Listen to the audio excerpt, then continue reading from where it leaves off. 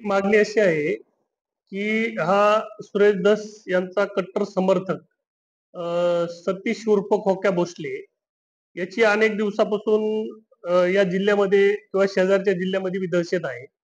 अनेक जणांच्या जमिनीवर ताबा मिळवण्यासाठी यांनी सुपाऱ्या घेतलेल्या आहेत. अनेक जणांच्या वर हल्ले करण्यासाठी यांनी सुपाऱ्या घेतलेल्या आहेत.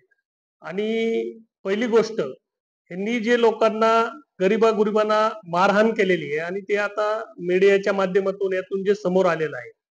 तर माझं याच्याबद्दल एकच म्हणणं आहे, मी एसपी साहेबांना ही मागणी केली की त्यांना मोका लावा आणि मोका लावून मोक्या अंतर्गत कारवाई करून त्यांच्या सगळी प्रॉपर्टीची वाहनांची जप्ती करा आणि त्यांना ज्याच्या आशीर्वादाने हे सगळं करता आलं आतापर्यंत त्यांची चौकशी करा, असे आमची प्रामाणिक मागणी आज एसपी साहेबांकडे केलेली. ते आता तुम्ही सगळं टीव्हीला चॅनलला दाखवलंय ना त्यांना आशीर्वाद कुणाचा आहे ते. आमचे विद्यमान आमदार सुरेश धस यांचे ते बिलेटेड आहेत आणि ते बिलेटेड असल्यामुळे त्यांचेच असणार ना ते. आणि त्यांच्याच आशीर्वादाने हे सगळं चाललेलं आहे. त्यांनी आतापर्यंत पत्त्याच्या क्लब मध्ये आमच्या भागात काही सुरेश धस समर्थकांचे पत्त्याचे क्लब चालतात. करोडो रुपये ते हरलेले आहेत.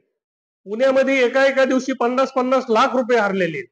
बीड मध्ये कित्येक वेळेस ते पत्तेमध्ये पैसे हरलेले आहेत.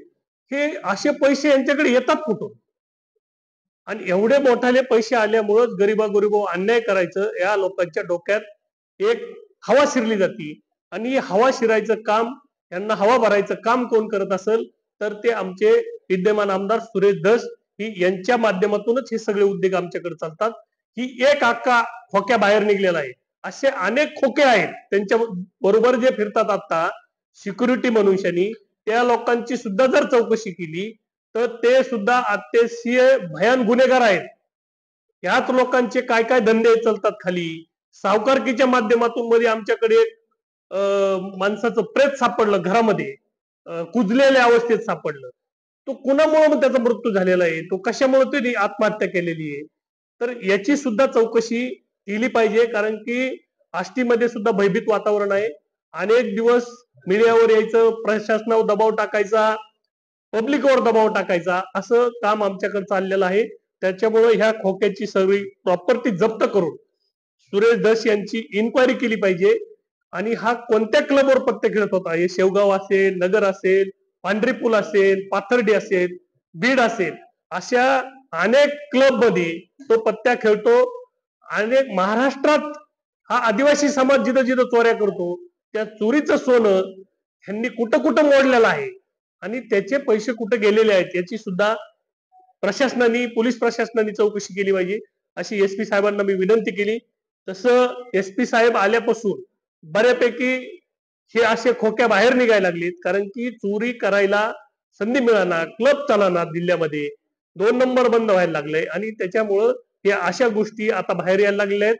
मी तसं एसपी साहेबांचं अभिनंदन करतो, परंतु त्यांनी याला लवकर अटक केली पाहिजे, नाहीतर अजून एखाद्या गरीब व्यक्तीवर तो अन्याय करायला नाही म्हणणार नाही. कारण की रात्रीची जी त्याची मीडियाला मुलाखत आली त्याच्यात तो त्या मोर्चेकरांना सुद्धा धमकवतोय. म्हणजे ही जी त्याच्या डोक्यात हवा आहे, ही हवा आमच्या आष्टीच्या हक्कापासून गेलेली आहे. त्याच्यामुळे माझं प्रामाणिक मत आहे की त्याची ही प्रॉपर्टी जप्त केली पाहिजे आणि त्याला मोका लावून सुरेश धसला सुद्धा याच्यामध्ये चौकशीसाठी घेतलं पाहिजे आणि त्याची निष्पक्षपाती चौकशी झाली पाहिजे.